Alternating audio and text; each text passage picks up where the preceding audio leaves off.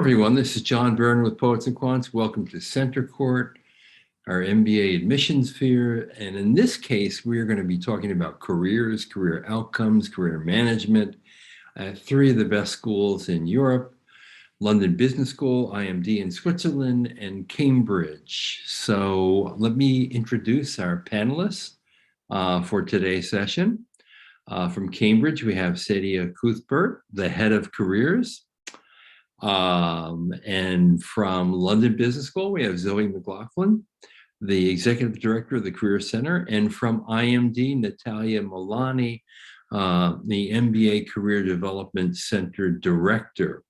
Now, many of you may not know, but it's important to know that when you go to business school, professional development in getting a job that you want is an essential part of the formula of a great MBA program. And that starts not merely with a parade of recruiters who may come to school to recruit graduates. It starts oftentimes even when before you actually hit campus. And so I wonder if we can go through each panelist who can describe what kind of interventions you do with your students to get them on track, to expose them to all the opportunities that get opened up when you have an MBA degree, and so that they're not overwhelmed and bewildered by them. Zoe, let's start with you.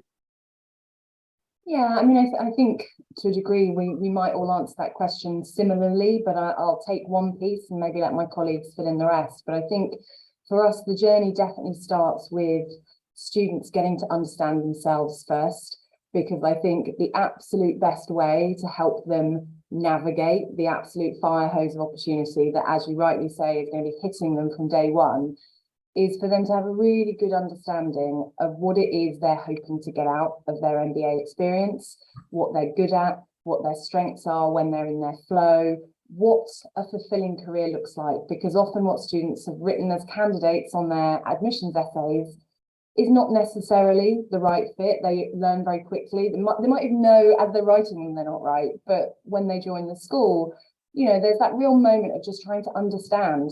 And so we have a number of interventions early on where we help students to really think about what is important to them, who are they as people, and we use workshops to do that, but then we also use one-to-one coaching, both with trained coaches, but also with peer leaders. So students who've done these jobs who can say, yeah, you know, speaking to you, I think you probably would enjoy the job that I used to do, and help students kind of set off on the path in the right way. So I think I'll say that because I'm sure my colleagues can then fill in the sort of the rest that follows after that. Sure. And Zoe, one other question related to this. What percentage of students do you think who come in knowing what they want to do post-MBA? Is it a minority? It's a really tough one because I'm not sure how entirely students are honest they are with us and with themselves, because I think there's sometimes this urge with students of, if I tell careers I don't know what I want to do, will they not, you know, will they kind of put me on the naughty list? So it is difficult. What I would say is if we look at aspirations coming in and we look at destinations going out, there's maybe about a 50% correlation. Oh. So, you know, those stats probably tell you there are some students that absolutely, you know, they stay pretty true to what they thought they wanted to do, but there is a really healthy chunk that get inspired elsewhere, get lured into other paths. But what I will say is there is no judgment, there is no requirement to pick early and stay on track. The whole point of the program is that ability to pivot, explore, course correct, and the program is set up to really help students do that. 50% is pretty good. It's far higher than I would have imagined. Now, Natalia, you tend to get slightly older students as MBAs who have a bit more work experience. How do you work with them in terms of their future careers? And might it be different than someone you know, who's younger, in their mid-20s? Yeah, but actually the reality is that many people come to do an MBA because they want to change. I think the main driver at that age is a change. Like many of them have found themselves in careers that they are not totally fulfilling, that are not meaningful for them, and they choose to stop. and come and do the MBA. So it's very similar. It's all about self-awareness. So the beginning is that it's like, what are your interests? What are your motivators? What a fulfilling future career means for you. And for them, it's even more relevant because it's like, I cannot make another mistake again. So it's all about the self-awareness. And we ask them to be open to change. So sometimes they come with ideas, but then it's about validation. Maybe when you do all your self-assessment, you validate that what you were thinking makes sense, but maybe it doesn't. So that opens up new fields and you need to explore them. In terms of one-to-one resources, because I think we all do similar things in the form of workshops, but then they need one-to-one work to address, their particular vision and path and what they want to do. So for that, we have career advisors. We also have mentors. Mentors are alumni. There are senior alumni that volunteer to mentor, and we also partner with consultants. Mhm. And to explore, we have like some events before we expose them to companies, but like educationally. So like in types of things like careers in, and then it's careers in different industries, because although they might have some experience, they have an idea of something that might not be the reality. So we also do those types of events for them to understand. Right. At Cambridge, is there what you would call a careers curriculum of some kind? Yes, and yes, there is one, but not as an assessed part of the curriculum. So there are suggestions for students to come and attend, but there's nothing that they will know assessment to it, which is in itself a very tricky situation, because you need to make sure that you have their attention to get them to come and attend these sessions, which are really good for them. But I totally agree with my colleagues. It's all about the pivot. It's all about the transition.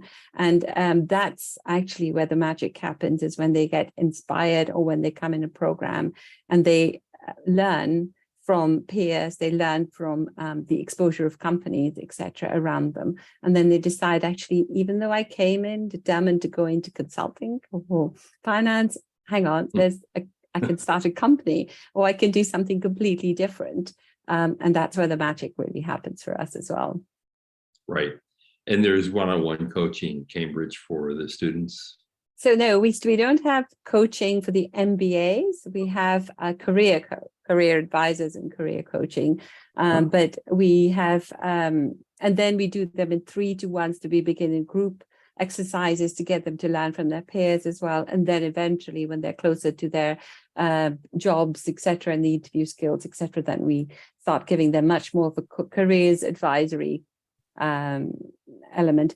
With the older students, the EMBAs, there's a lot more emphasis on the coaching for them. But with our students, there's much more of advisory. Now, one of the big surprises for many new MBA students is how quickly recruiting occurs in an MBA program. I'm wondering, at Cambridge, when a student arrives, how many weeks go by before suddenly they're thrust into Wow. or they're meeting with potential employers? Well, we have our academic year starts in September, mid-September, and I know my colleagues have different years as well, academic year. So we have some deadlines which are already open, and students have to start sort of getting ready for those CVs, etc. So we actually have specific deadlines with some of our working partnerships, etc., who delay because they know that our students would have just arrived. They need to do their case practice and get ready for recruitment. So we have some delayed deadlines for applications, but it's very quickly. I mean, it happens. We've only just finished our 2-week orientation. We've already had a few companies having to present, etc., because deadlines are happening sooner as well.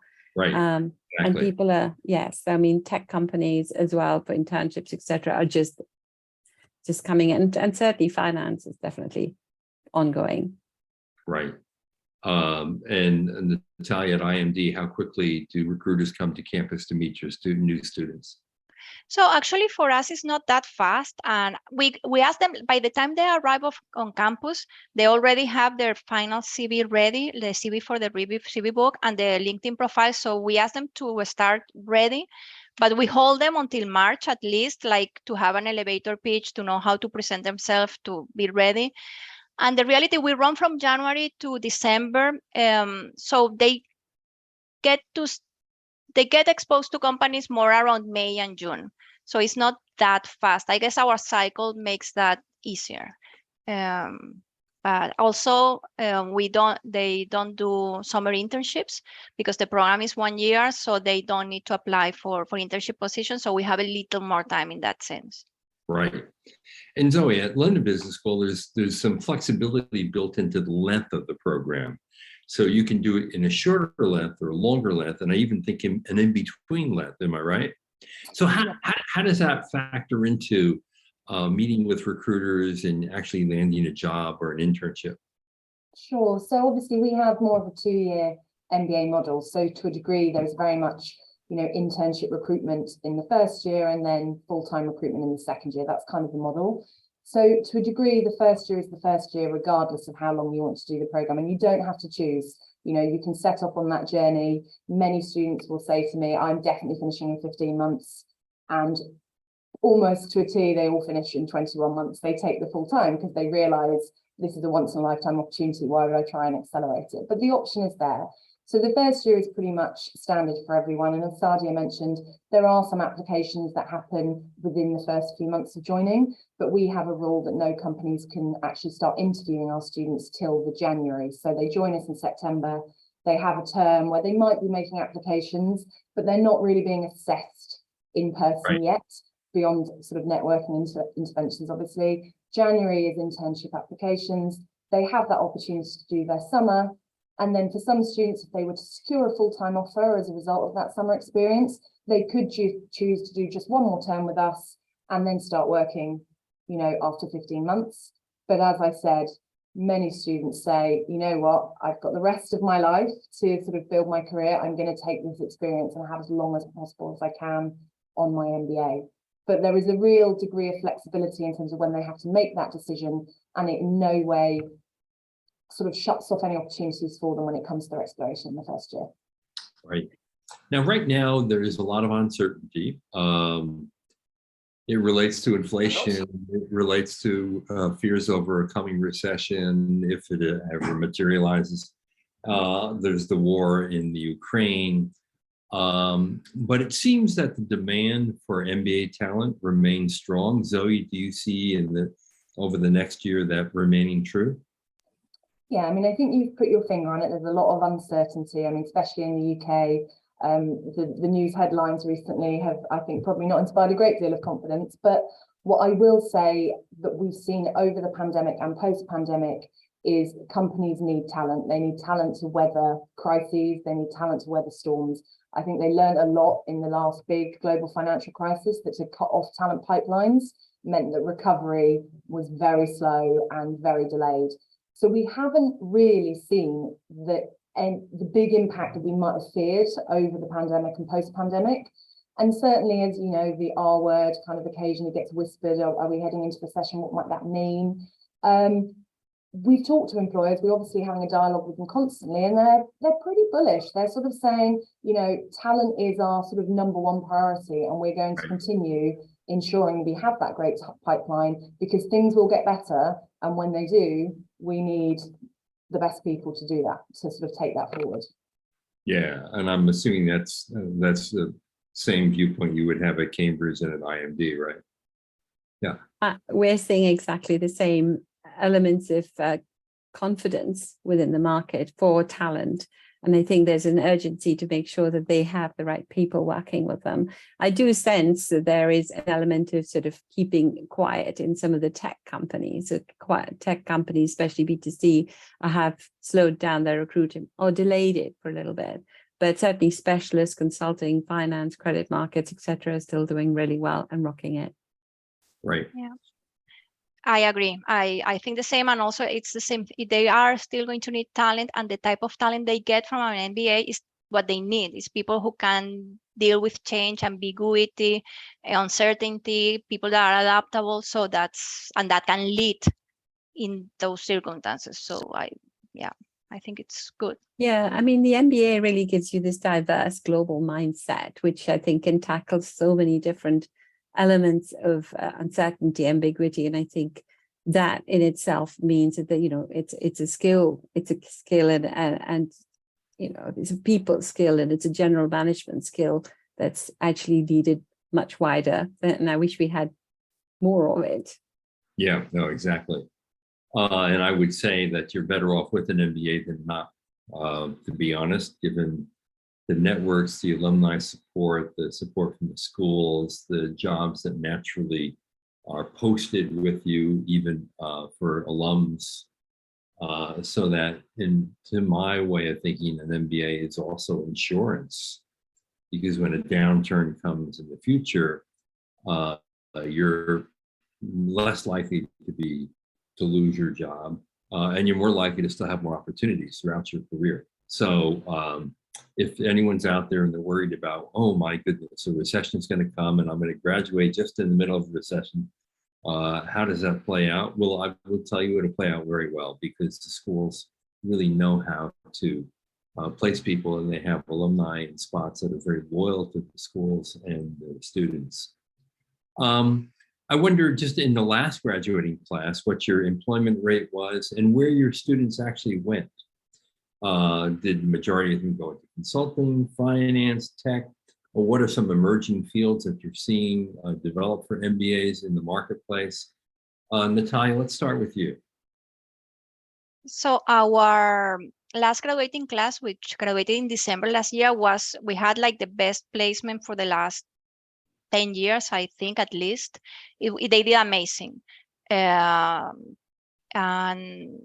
people went, like the big boost was consulting. Like most people, like the biggest recruiter were the consulting firms.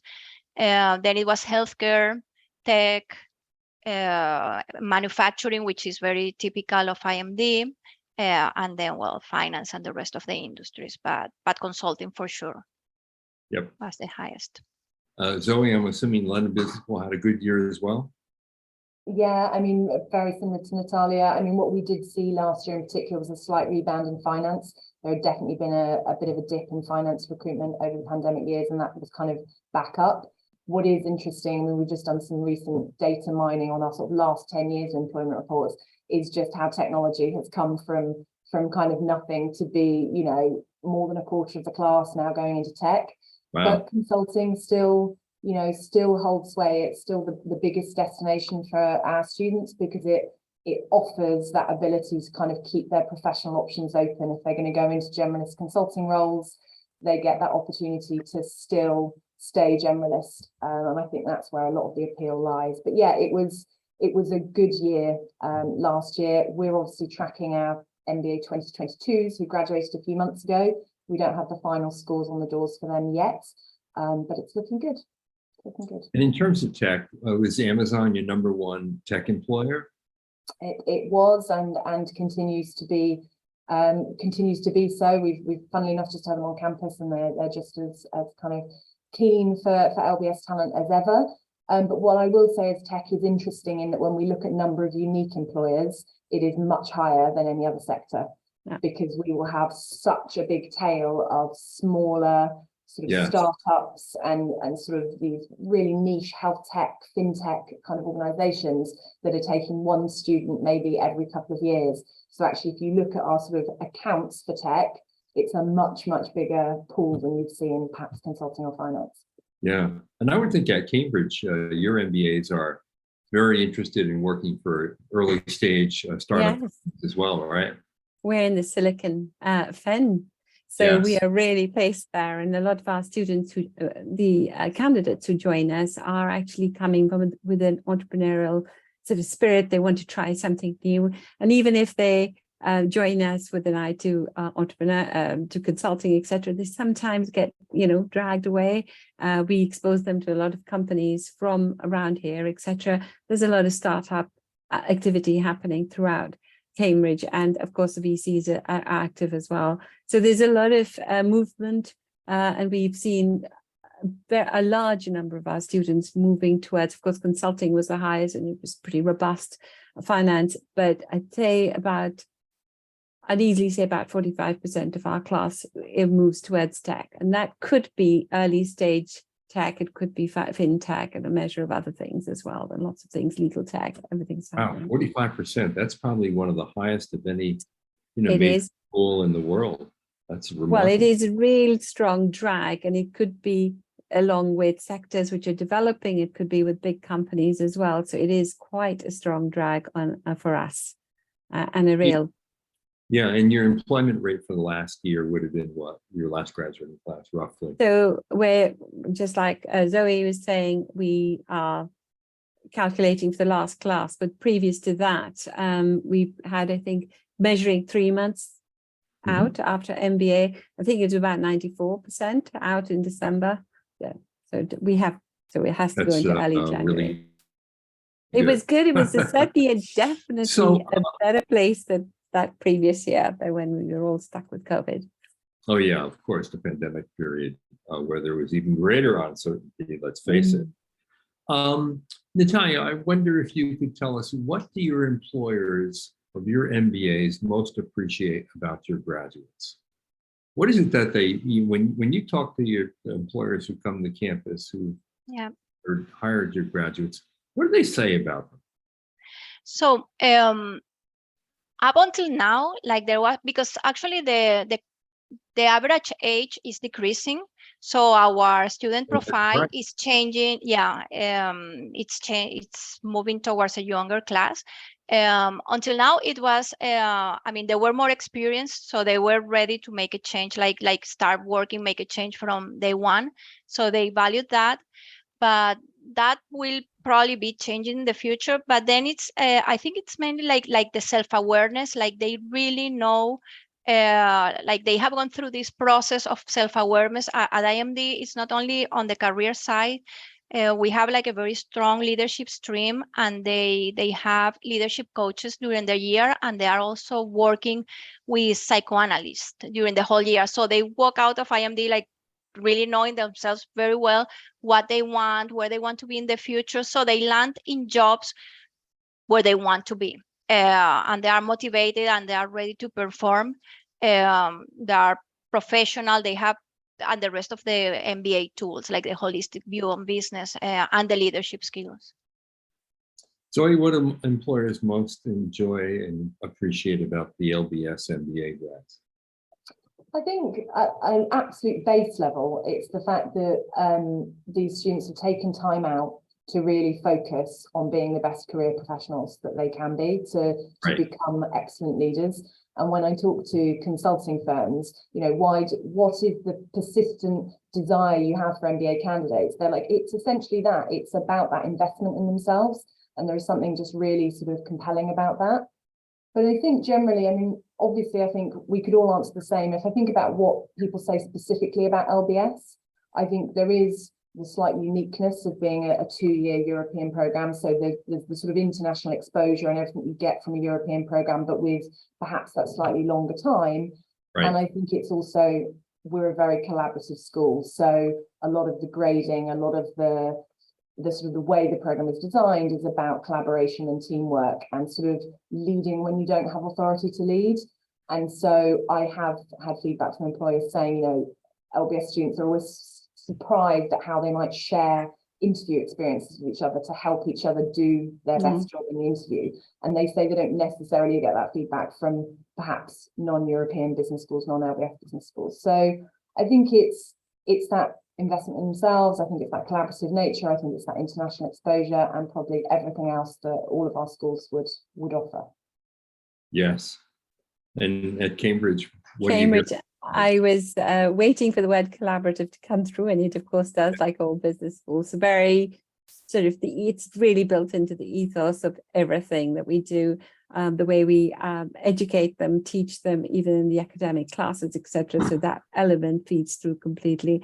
I'd also think that whenever I've spoken to students, to companies, they've always come across and sort of said our students are willing to sort of be a little bit more creative, entrepreneurial, etc. But then, there's a big world out there.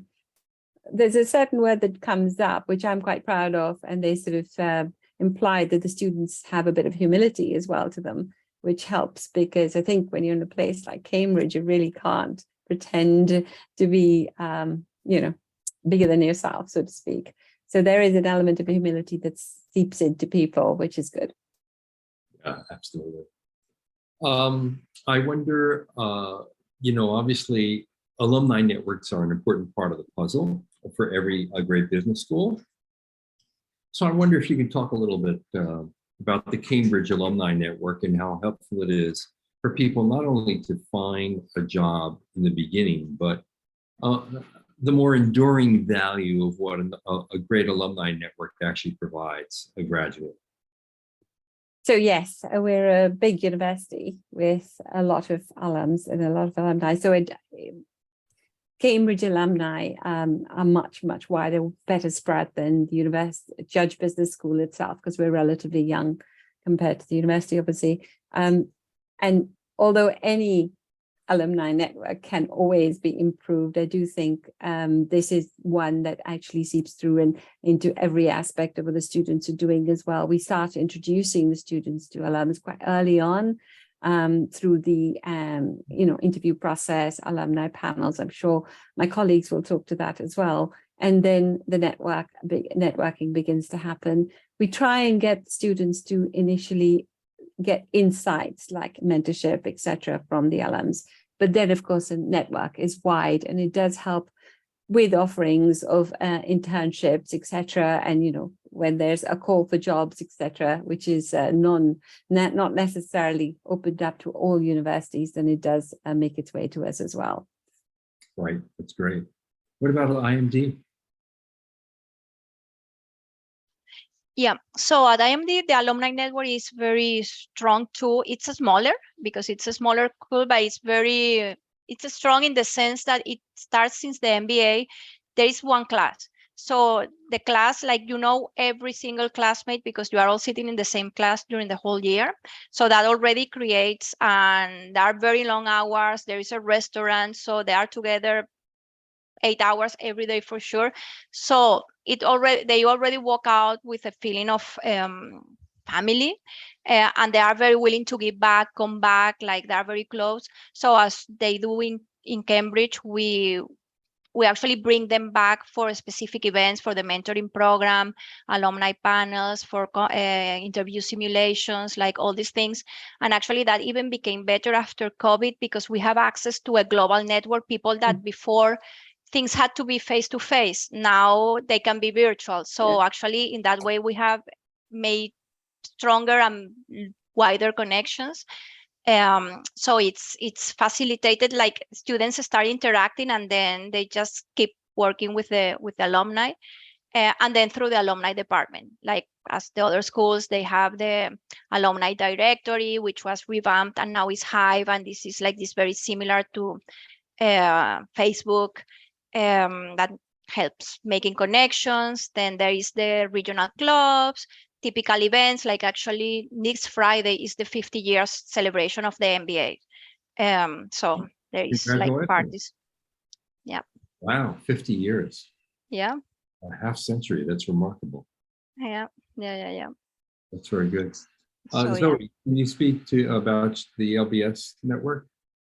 Yeah, I mean, I think it's very, very similar to what my colleagues have already said. I'd say, it sort of sits on the two sides of careers. On one hand, alumni are really supportive with helping us deliver our career curriculum. So helping us run networking workshops, running keynotes, how to crack X industry, how to build a career. It's because, of course, it's not just about getting a job. It's also then how to be successful and build in that space. And then they help us on the other side, on the employer engagement side, because obviously they're huge champions for LBS within their companies. They're often recruiting for their companies. And for us, it really helps give us that breadth and that diversity. I mean, Career Centre, as I'm sure we'll all agree, we do our best to cover as many sectors as we can, but some of our students have very niche interests, and what is really great is that there will always be an alumnus who has done the thing that this student wants to do. So no matter how random it might be, what function, what location, we will always be able to connect them with someone who's trodden that path already. And I think that is absolutely invaluable, really. Yeah, I agree. And where do you get that? What other field do you really get that at all? You don't. It's a huge asset that every MBA inherits when they graduate from the school.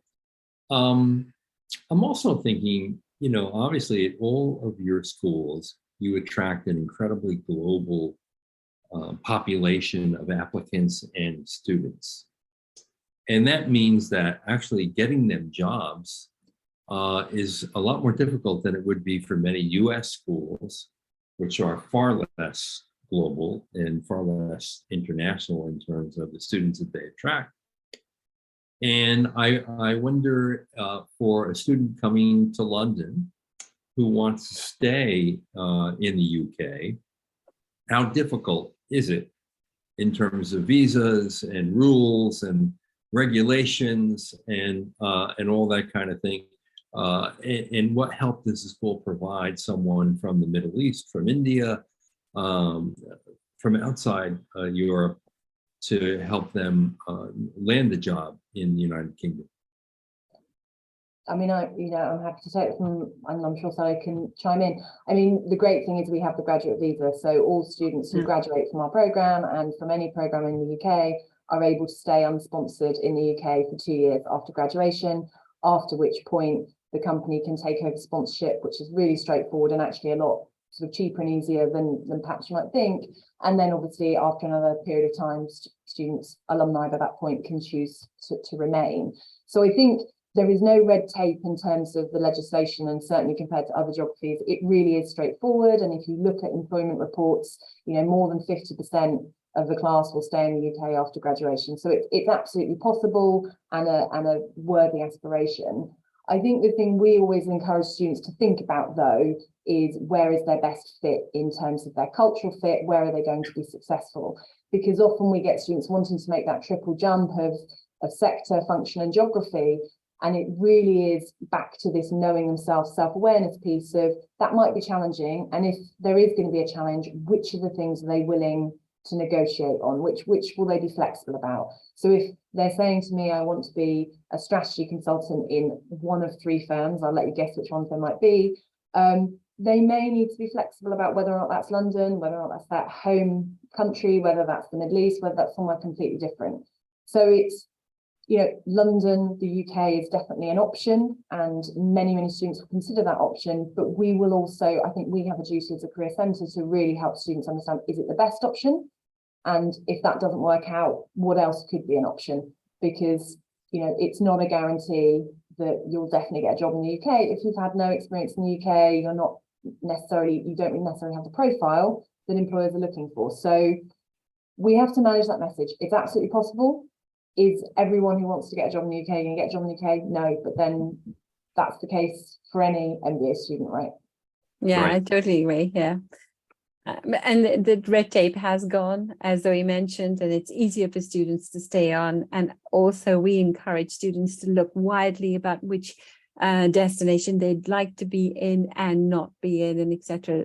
Consider all options. It's also very much easier to transfer internally after a posting, maybe in one of the countries, to come back to London if that's really where they want to be. But yes, some of these companies have the most demand for the London offices. And what about Switzerland? I mean, I've been to Lausanne. It's a magical place. If I went to IMD, I would think I would want to stay in Lausanne. So I don't know how many job opportunities there. Yeah, so I mean, we do have legislation. So we have the red tape. So the company has to actually sponsor the visa for people to stay here. But the reality is that many students stay. So if you look at our incoming students last year, 28% were Europeans, and actually 69% ended up working in Europe, out of which like 40% was in Switzerland. So it happens, but but there it's about the trade-offs that Zoe was talking about. So part of them, we do have many loyal recruiters that sponsor visas every year until now. There has been no problem. They are recruiting the talent, they sponsor the visas, and that's it. But then for the other people, it's like, if you really want to stay here, then you have to think about trade-offs. It's like, if you want to change your 3 areas, you want to change industry, function, and location. If the priority is location, then you need to stick to where you have more value to add, where you can really leverage on your experience and sell yourself as the best possible opportunity for that recruiter, because they need to justify that it makes sense to hire you. Right.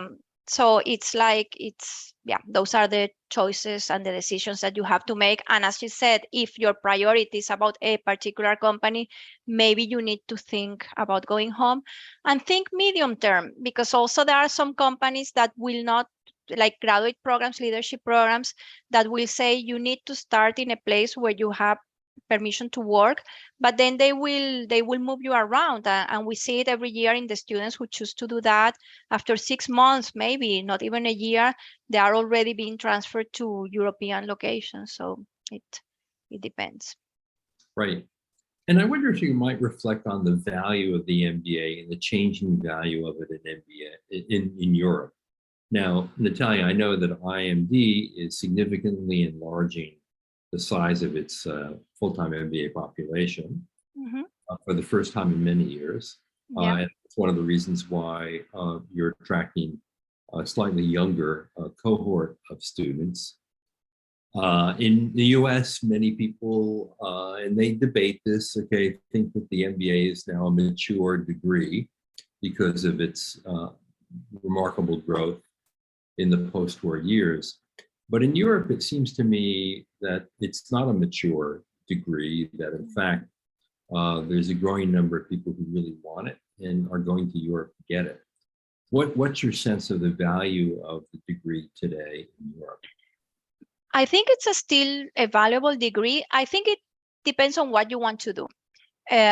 So because if you want to go into a technical career, a more specialized career, then I think you should do a specialized master's. It doesn't, like the MBA doesn't make sense, but there is still, like, if you want to go on a managerial career, the MBA will, it still has value. Like, it gives you this holistic view on business, and it builds on your leadership skills, which is what you need to go on this managerial path.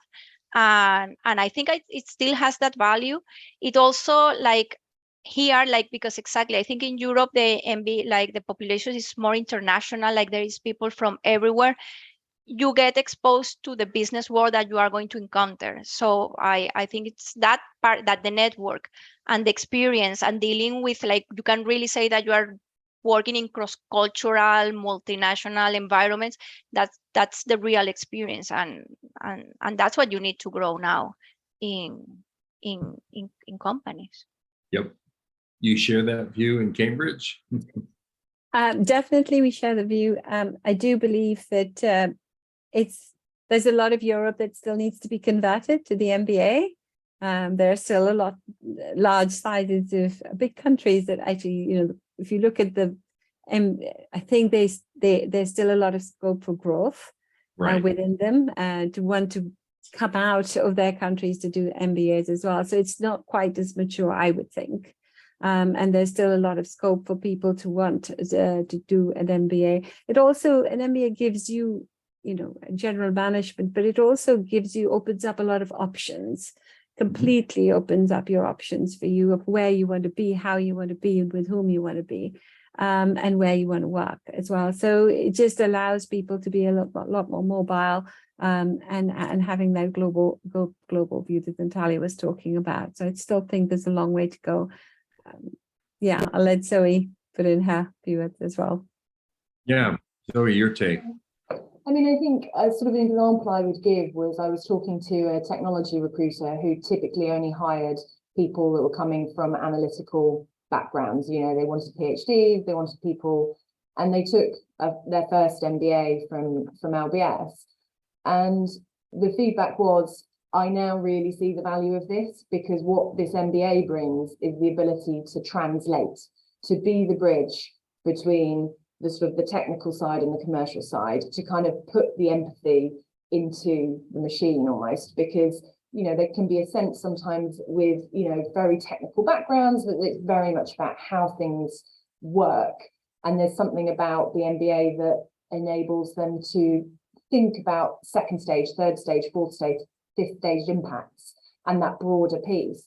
And so they said, I can really see that there is a need for both. There is a need for the specialists, and then there is a need for these translators who come in with just this broader set of skills. So I think we are trying to future-proof the MBA by making more of technical skills. There are more technology electives, there are more electives on things like sustainability and the things that really are kind of at the cutting edge of what is going to change our world going forward. But at the same time, I don't think we're trying to say the MBA will help our students be expert coders, or they'll be able to be the most technical person in the room, because that is not the point of it. And I think, as Natalia said, if that's what you want to do, then go off and do a really technical specialist master's. But if you want to be the person that's kind of trying to understand what the impact of that technology could be, sort of 5 stages down the line, what the commercial prospect of it might be, how you're going to get people to buy in, to want to use that technology and trust it, and be the sort of the human behind the AI, then that's where having those broad set of MBA skills is always going to have value. We're always going to need that human-centered approach, and I think that's what our MBA students, and I think MBA students generally, can bring. Yeah, very true, very true. And that's not going to go out of style. No. And there's also such a need for leadership in every organization. I often think of the MBA in the US, at least, as more of an all-purpose degree. Used to be a lot of people went to law school who were very bright and ambitious. And while they didn't really necessarily practice law, they found the discipline of the law degree program and the frameworks for thinking through challenges very helpful. I think far more people are doing MBAs because they are seeing that the doors can open into NGOs, nonprofit areas, healthcare, other emerging fields outside of finance, consulting, and tech, that the degree really is useful no matter what you do, and very helpful to make you more efficient, more productive, and frankly, more desired by the marketplace, not only immediately after graduation, but throughout your career. Zoe, what do you like best about your job, and what do you dislike? Wow, okay. What I like best about my job is I get to work with really driven, smart people every day, both my colleagues, the alumni, the employers I work with, and the students. There is just something brilliant about working in an institution that's dedicated to learning and development. I come from a background in corporate recruitment. I worked for a consulting firm, and I had the intellectual challenge and the great colleagues, but I think there wasn't necessarily that absolute, at its core, DNA about learning and development. And there is something absolutely inspirational about working in a place where everyone is there to go on to bigger and better things. That's just amazing. What I dislike, I think for me, it's about expectation management. And I think the MBA delivers a fantastic return on investment, but I think there is always a quorum of students I work with every year who I just think, no matter what we did or what opportunities were offered to you, you're not going to get what you want, because fundamentally what you want is either not right for you or is not achievable. And so one of the dialogues I'm having with quite a lot of students at the moment is about salary. Why aren't companies putting up salaries to meet this cost of living crisis that's happening around the world? And I'm a bit like, you do understand that that's kind of affecting everybody, and it's not our job as a world to keep your boat steady while the rest of us are kind of rocking. And so there's a bit of that, and trying not to be cynical about that, and trying not to kind of downplay that and sort of tar all students with the same brush, or kind of think, why do I do this job? Because no one appreciates me. But that's a smaller number, and I think that's something we, anyone in careers knows that's part of our job, right? We have to just try and manage those expectations, which, our admissions colleagues may have helped put at quite a high level, and predecessors will have put at a high level, and we're the ones who are maybe the first people that come along and say, yeah, you know what, that might not be possible for you. So that's not always the most fun part. Sure. And despite the rate of inflation, which one would hope it's a temporary phenomena, that's a result of the pandemic, it's a result of the war, that there's a lot of factors involved in this.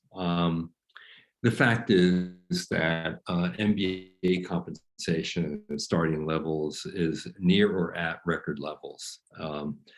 So there is that truth. Now, Natalia, what do you love and what do you dislike about your job? So what I love, it's like you are surrounded by people that are open to change, that are eager to learn, and that keeps me alive. I love talking to them and actually having the possibility because I see the MBA like after you step out, it's like the first day of the rest of your life. Like you came to do a change and you are a different person when you walk out, and having the possibility to help people, to actually, coaching them, advising them, see that those persons are going out to a great new career and you manage to help. So that I love that. And the environment, because they come to the MBA with that willingness to hear and to change. What I like less, and it's nice how it ties, because it's the same, but I never tied it with expectation management. But it's like this feeling that with some people, if they don't achieve what they wanted, it's the careers. I mean, it's the careers department that didn't provide what they needed, and it's because exactly in many cases either that person wasn't ready or that was not the right thing for them. Right. But this feeling that they didn't do their job properly, there is a lack of gratitude sometimes in your job, that you are like everything else that you did before is deleted if they didn't get the right opportunity. Sadi, what do you say? It's the best job and it's the worst job sometimes, depending on where you are with the recruitment cycle.